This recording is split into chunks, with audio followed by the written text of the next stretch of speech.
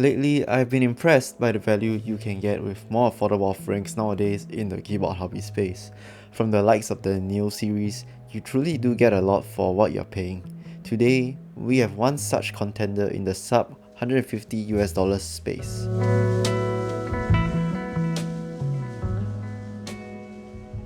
Thank you KPRepublic for sending over the Story65 R3 for review and content. As always, all opinions and comments are my own.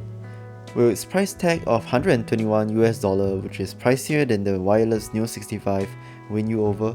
Let's find out. As always, I won't be going in depth with the specs. Feel free to pause it and read it on your own.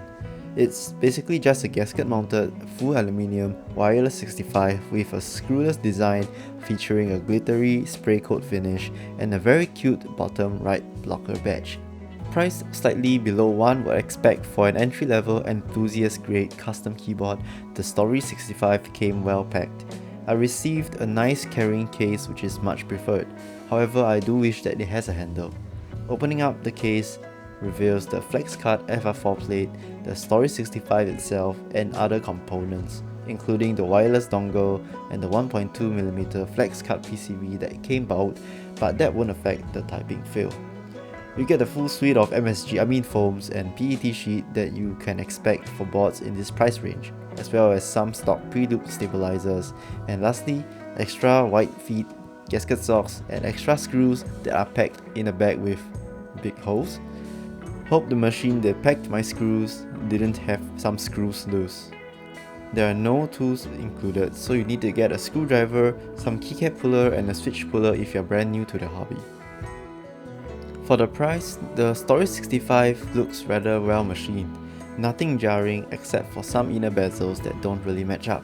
Other than that, the filleting looks very even across the board, with smooth round corners flanking each side. If you're a fan of pastel, light coloured keycap sets like GMK Tuzi, the Story65 design language is right up your alley. Oh, and did I mention about the finishing? The glitter spray coat shimmers under direct light, giving it a unique look. Topping off with the rabbit right corner blocker is just a pièce de résistance. However, the case employed screwless design, which is a hassle. More on that later.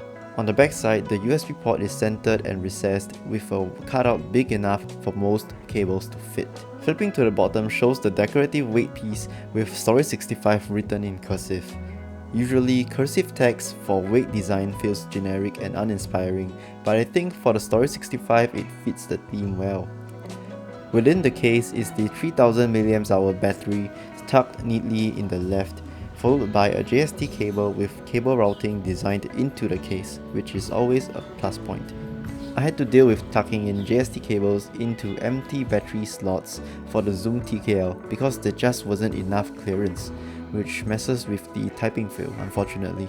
As this board comes shipped as a barebones kit, we would need to build it up with stabilizers, switches, and keycaps, and this is where the first of its issues starts.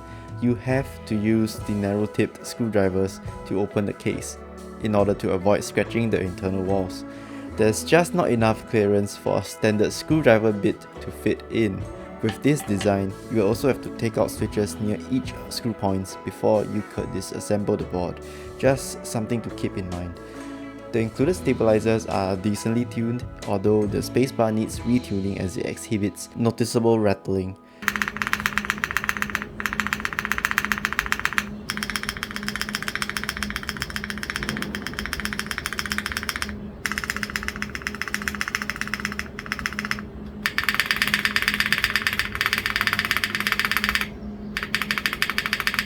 Other than that, they fit snugly on the plate. No complaints here. However, I noticed that the keycaps were rubbing onto the case when I used the case foam on the Story65.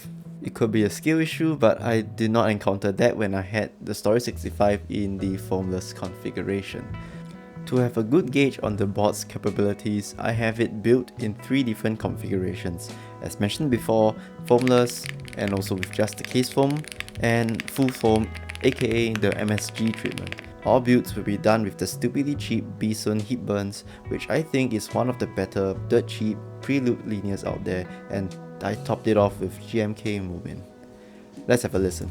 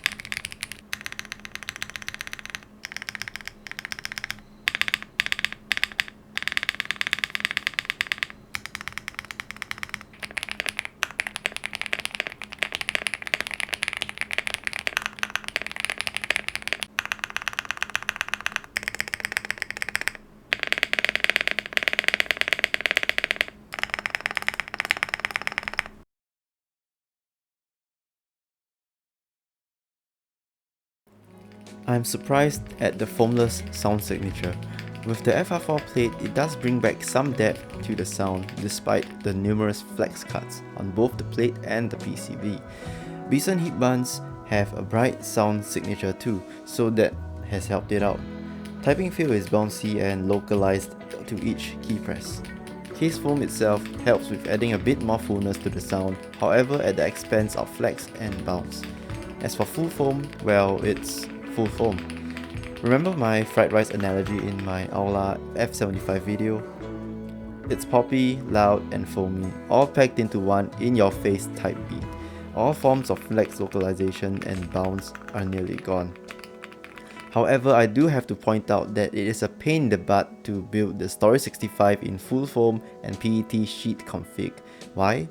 Because the pin cutouts for this PET sheet and the PE foam sheet is just very small.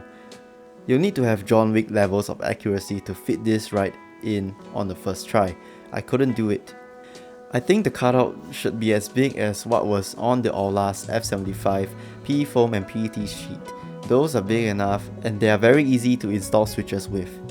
While in general, I do enjoy the typing feel and sound from the keyboard, using it wirelessly have been a smooth, albeit somewhat troublesome experience. As the wireless toggle switch is under the right shift key, it is not convenient to toggle on and off. A similar implementation to Keychron's toggle would be much appreciated. Also, the provided software allows you to do macros and basic key mapping. However, you cannot see the remapped keys. You'll just have to hover it over. Also, it doesn't show existing function layer keymaps, so you're pretty much guessing all of it. And yes, it does support RGB. Anyways, I really just still prefer VR over this.